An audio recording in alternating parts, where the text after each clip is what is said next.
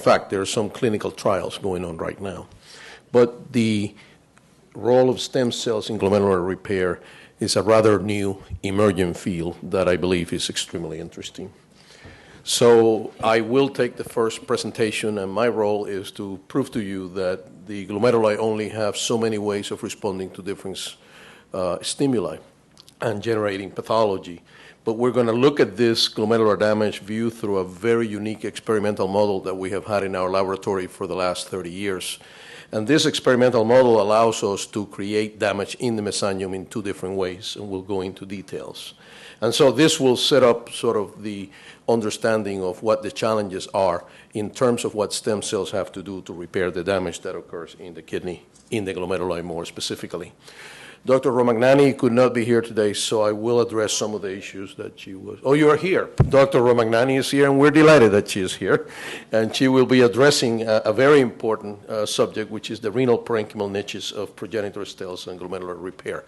And she will address that subject, and then we'll move into something very important. And it's important for those who are getting into this field, which is in order to be able to address the issues, you have to have the right platforms.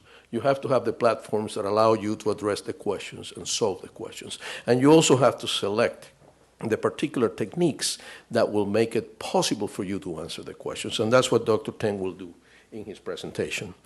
And then Dr. Trubat Herrera will come in and talk to us about what we have done with mesenchymal stem cells in terms of the repair of the damaged glomerulus. And she will also address the induced pluripotent stem cells, or the iPSCs, and the role that it's believed could play in the repair of glomeruli, because not much has been done in terms of this and glomerular repair at this point.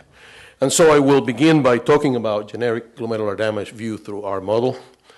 It's important to realize the real importance of this research. Chronic renal disease continues increasing at a rate of 6 to 8% per annum, most due to glomerular diseases. I would say about 70% of patients who end up with end-stage renal disease are patients who begin with the glomerular process. You can see the importance. It is believed that 10 to 20% of the total adult population of the world has some degree of chronic renal failure. The only options available for those patients at this point are basically dialysis or transplantation, and about 0.1% of the adult population is on dialysis present. And so you can see what the issue is. And this consumes about 2% of the total health expenditure in developed countries. So it is a very important subject that needs some help. So as a renal pathologist, when I look at renal biopsies and I try to realize what's going on in these patients, and I make a diagnosis of a glomerular disease, one of the things I usually do is I look and see if it's a global process, or is it a segmental process, or is it primarily a mesangial process, and this is what we're going to be addressing the most today. Diseases that begin and progress because of mesangial damage, and this involves diseases such as diabetic nephropathy, which is probably the most common glomerular disease leading to end-stage renal disease today. And what happens to the peripheral capillary walls? If we really obliterate them, how can we create new ones to fix that particular glomerulus, and then combinations of above?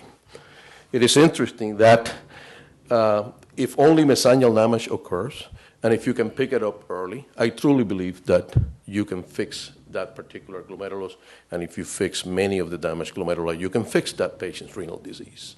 Now, when the capillary spaces are compromised, and I'll show you a picture or two in a minute, you have a problem because you have to create new capillaries, you have to create new filtration barriers, and that really generates a difficult situation. And also you have to remember that all the different cell types in the glomerulus have to talk to one another to make that glomerulus a glomerulus that works. So this generates significant difficulties to us. So this is a normal glomerulus for those of you who don't deal with glomeruli every day. You have the capillary spaces, you have the capillary walls, and you have the mesangial areas in the center. The diseases that we'll talk about today are center, begin, and progress because of mesangial damage. And what happens is that the end stage of many diseases in the kidney is that there is segmental sclerosis, as you can see here. And that segmental sclerosis may affect a small portion of the glomerulus, and that could be representative of the entire kidney, or it may affect significant portions of the glomerulus. And the dogma today is that if more than 50% of a glomerulus becomes sclerosed, that glomerulus is not going to heal. I'm not sure that's true, but that's what we believe today, and that's what we're up against. So when you have a glomerulus like this one, which is about 50% sclerosed, that glomerulus may never come back. One of the issues that you have to start thinking of, if we introduce stem cells to repair glomerular disease that is like this, how are you going to deal with that sclerotic matrix? How are you going to get rid of that matrix? And then how are you going to create new capillary walls? Those are the challenges that stem cells face. And so just to give you an idea of our model, we work with a model of mesangial damage, which occurs associated with glomerulopathic light chains. Light chains normally circulate in the body, and if they're normal, they go to the proximal tubules because they go through the capillary wall, they go to the proximal tubules, and they get reabsorbed, and the endosomes destroy them. But if the light chains are abnormal, physicochemically abnormal, for one reason or another, they may end up affecting the mesangium. The mesangium is this area of the glomerulus, which is composed of mesangial cells and mesangial matrix, and some light chains have an attraction to the mesangium, and they produce damage in the mesangium. The reason that happens is because there are receptors on the mesangial cells to which some physicochemically abnormal light chains are attracted to. Interestingly, mesangial homeostasis is a very complex subject, and I don't pretend to discuss it, but I just want to mention 2 or 3 components that are very important. Transforming growth factor is in charge in producing matrix and replacing matrix that has been damaged. Platelet-derived growth factor is a factor that leads to mesangial cell proliferation. Metalloproteinases destroy mesangial matrix. So if you have enhancement of metalloproteinases, as you have in some of the 2 diseases that I'm going to be discussing, the native mesangial matrix is going to be destroyed. And of course, you have the inhibitors of metalloproteinases. So all this works together in maintaining mesangial homeostasis. And the kidney normally is being redone every day, slowly but surely. But it is when there is something that is affecting that glomerulus that the kidney cannot handle, that disease occurs. And that's where the role of stem cells could be important. So the light chains produce that are glomerulopathic, and these are patients who have plasma cell dyscrasia. So they have neoplastic disorders of plasma cells, and they produce atypical, abnormal light chains. And as I said, normally the light chains will go through here and will go into the proximal tubules and be destroyed. But in this case, they get attracted to the mesangium where there are specific receptors, and that's where the damage occurs. And there are 2 diseases that we work on. And so our experimental model is based on these 2 diseases. And these 2 diseases represent generic glomerular damage, which can be applicable to other diseases in the kidney. In other words, even though this one here is AL amyloidosis and this one is light chain deposition disease, what these 2 diseases do to the mesangium is completely opposite. In this case, there is buildup of this material, which is eosinophilic and amorphous, and we call that amyloid. And this material, which is amyloid, it's activates metalloproteinases. It's an apoptotic material, and so it ends up destroying the normal mesangium, and then that mesangium is just replaced by the amyloid. In this other disease, which is light chain deposition disease, it's the opposite. Because of the interaction of certain glomerulopathic light chains with mesangial cells, these mesangial cells engage in producing more matrix, and therefore they develop in the kidney biopsy. You have these nodules in here, and those nodules contain excess matrix. No matrix here, amyloid only, excess matrix here. So those are 2 generic ways in which glomeruli can be affected. And so when we're thinking of stem cells to repair these glomeruli, we have to deal with the damage of no mesangial matrix left, increased mesangial matrix, which is abnormal and is difficult to be handled. Of course, this is produced by light chains of the lambda type usually. This is produced by light chains of the kappa type. This disease here mimics diabetic nephropathy. So whatever we have discovered regarding light chain deposition disease, pathogenetically, is similar to what happens in diabetic nephropathy. So although these diseases may be rare, the fact that we can extrapolate that information to other diseases, such as diabetic nephropathy, it becomes very important. And of course, it is all based on delivering light chains to the mesangium so we can see what damage occurs. And so we use a number of platforms to do that, and that will be discussed by Dr. Ten later. One of the things, these glomerulopathic light chains, which are, again, physicochemically abnormal, It's only some of the light chains produced in some patients who have plasma cell dyscrasias that have an attraction for the mesangium. They are apoptotic. So one of the problems we're going to deal is that the mesangial cells in the damaged mesangial areas are going to be damaged. And so you need to come in with stem cells from the outside to replace those damaged cells, because the cells that remain in there are non-functioning cells or barely functioning cells. So not only you have a reduction in the number of the cells, but the cells that remain are not very good cells. They cannot themselves repair that damaged mesangium. And so one of the apoptotic effects, and here we have an apoptotic body, is that there is a direct toxic effect of this certain glomerulopathic light chains to the mesangium, reduction in the number of mesangial cells. And that's a very important concept. And this is taken from some of the 6D work that we have done, and Dr. Ten will go into detail. But if we look at this video, can you help me in the back? You will see how these mesangial cells that have been exposed to an amyloid-forming light chain, and by the way, we get these light chains from the urine of patients that we have had renal biopsies, and we have made the diagnosis of either AL amyloidosis or light chain deposition disease. So we go to the urine, we procure the light chains, we make those light chains, we purify the light chains, and we use them in our systems, as will be described later. Does this work? So what you will see is when you put the amyloid light chain, you will see immediately the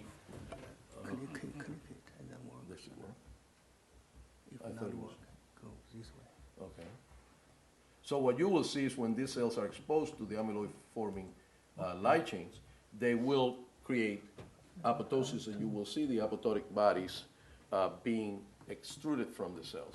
It doesn't work? How to click it? I mean, we tested this several times. How to click it? If there's they come up of the bar.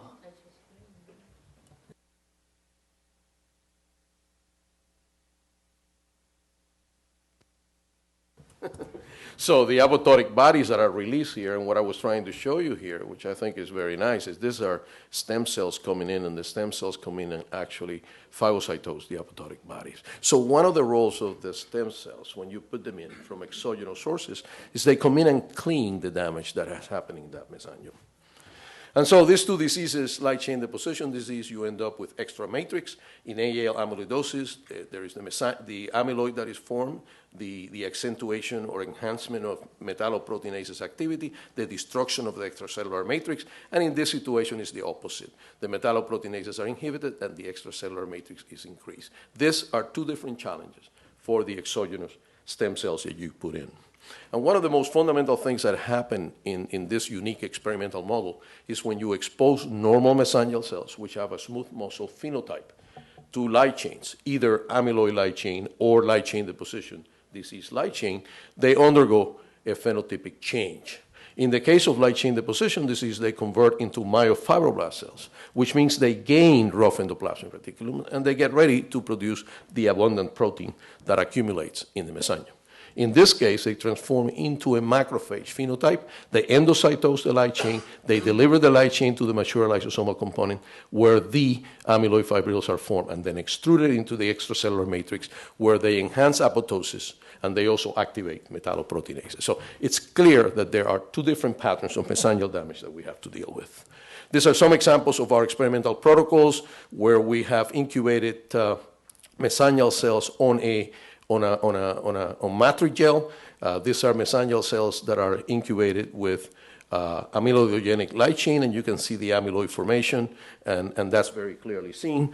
And you can see amyloid formation here again. Notice that in the top is a mesangial cell that has not changed. It's a mesangial cell that has a smooth muscle phenotype, but the mesangial cells that are forming amyloid have numerous lysosomes and have lost the myofibrils, and they are engaged in the formation of the amyloid, as you can see here. And we can see this in our scanning techniques, which we use in trying to identify how the amyloid gets extruded from the cells. These are the amyloid fibrils being formed, and here is the extrusion of the amyloid from these cells, which I think shows very clearly that the process is one that happens right at the surface.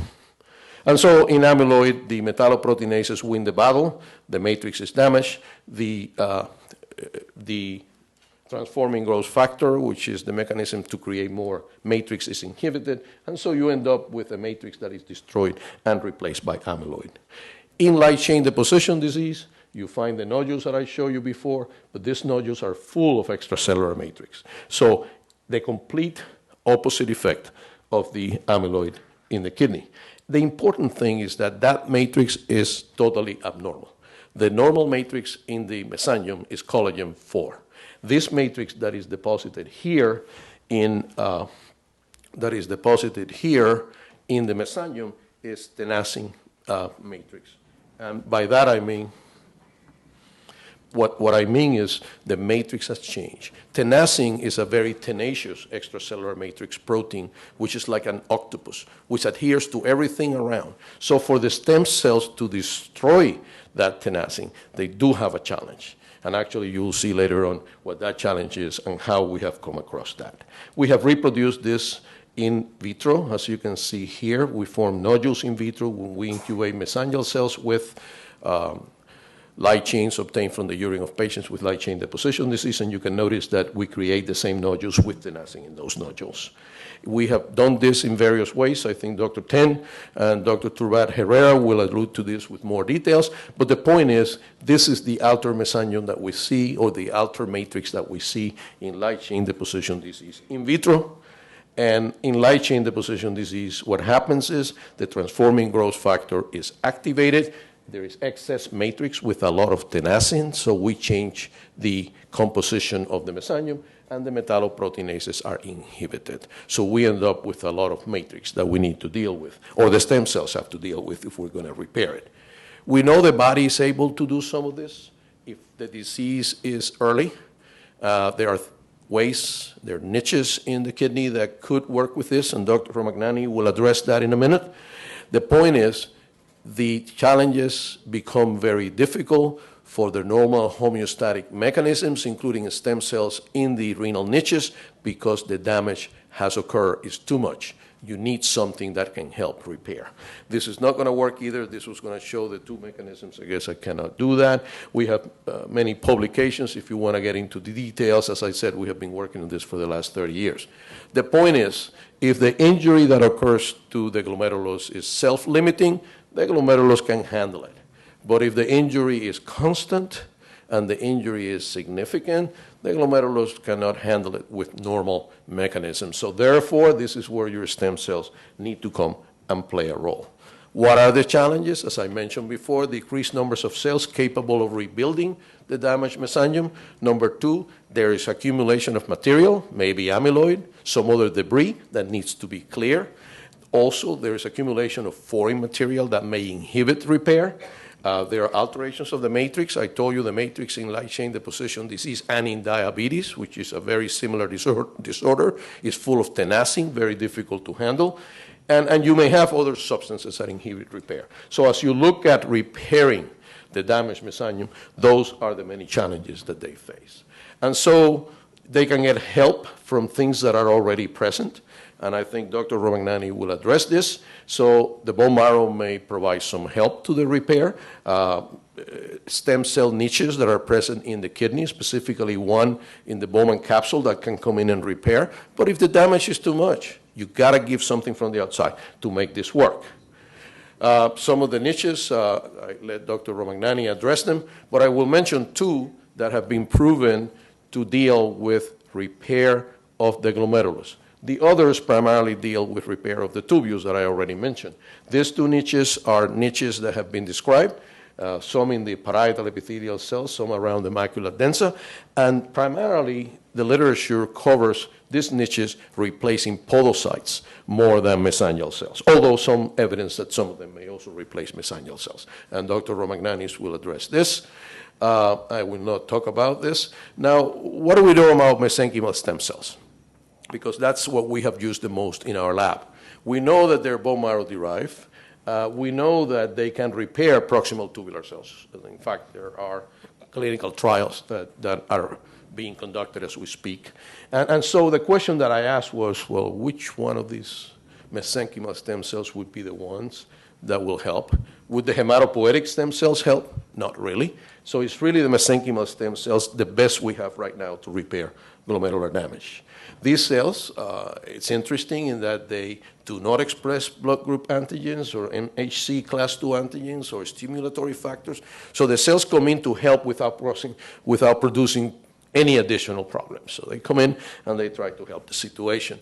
This is taken from a group of mesenchymal stem cells. They are cells that are rather small. They have very little cytoplasm.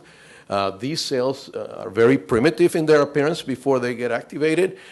These cells, as you will see in the next picture, have a large nucleus, a prominent nucleolus, almost no organelles. That's how they begin. And those cells will come into the area of damage where they get attracted to it, and they will start doing things that Dr. Teng and Dr. Turbat Herrera will cover. So, as I said, there have been preliminary trials dealing with tubular repair. Nothing has been done with glomerular repair. The other thing is that these mesenchymal stem cells are extremely intelligent. They know where the damage is. They respond to cues generated by injured renal cells. So when you put them in, they go to where the damage is. And that is a particularly very helpful feature of these cells. Once they get there, they produce growth factors. They cross-talk with the other cells. Very intelligent cells able to do a lot. An example here of damage in a cell culture of matrigel where amyloid has been formed. And we can see that if we tag the mesenchymal stem cells, we put them in the same culture. Where do they go? To the area of damage. They don't go outside. They go right where the damage is. And that is just phenomenal. The same thing here. This is taken from a matrigel where we have grown mesangial cells, where we have treated them with amyloid proteins. They have formed amyloid, and the little tiny cells that you see here are the mesenchymal stem cells. They're going right there where the amyloid is to do their thing. They identify the right area. They start working right in that location. This is a close-up view from our in vivo model, or ex vivo model, where you'll see this platform being described in a minute. But notice here that we have a mesenchymal stem cell in a capillary, and notice another mesenchymal stem cell that has found the area of amyloid formation, approaching that area, starting to do its job. It's amazing, the tropism of these cells to the areas of damage. And the same happens in light chain deposition disease. Notice here the difference, the alter matrix, which is rich in tenacin, which is a real challenge for those mesenchymal stem cells. But when you do your tagging of the mesenchymal stem cells and you find out where they end up exactly where the damage is. They don't go anywhere else. They end up right there. This is an example of a series of pictures that we took using our 6D system that Dr. Teng will describe. What I'm trying to point out to you is that in light chain deposition disease, when you incubate mesangial cells with light chain deposition disease obtained from the urine of patients with this condition, there's formation of these nodules here. And those are the nodules that are composed of tenacin. When mesenchymal stem cells come here to try to deal with those nodules, they have difficulties. So it's more difficult for them to deal with those nodules than it is to deal with the amyloid material. The amyloid material is easy to take in and destroy. This is much more difficult to deal with. So mesangial repair requires what? Requires new mesangial cells to be put in. So you need cells coming from the outside to go to the site of injury and differentiate into mesangial cells, which is what actually happens. They need to clear the debris. They need to heal the mesangium. And then, of course, we need to eliminate whatever the injurious agent is so the situation doesn't repeat itself. Interesting in the literature, Dr. Kunter published a paper in 2006, and his emphasis was when you put in exogenous mesenchymal stem cells, it is only the paracrine effect what produces the healing. I disagree with that entirely. I think the cells, the mesenchymal stem cells, go into site, act as a phagocytosing cell, turns in the debris, destroys the debris, deals with the excess matrix, and then they go ahead and differentiate into mesangial cells. They acquire myofibrils, they acquire attachment plaques, they have contractile properties, they differentiate into the cell type. And some of that evidence will be given in some of the other lectures. And it's not only my observation, it's not only the observation of our team, but information coming from Malaysia, from Dr. Wong, has shown the same thing. these mesenchymal stem cells not only contribute with paracrine effect, yes, they do that, but in addition to that, they differentiate into mature mesenchymal cells in the repair process. And we have shown that in various papers that we have published. So the paracrine effect is important, but the other effect of conversion into mesangial cells is extremely important for many, many reasons. Now, remember that these mesenchymal stem cells will bring in a number of growth factors that are necessary for the repair to take place. And so in our protocol, trying to repair mesangial areas, we're thinking about using cocktails that would have some of these factors that would help those mesenchymal stem cells in the repair mechanism, as you can see here.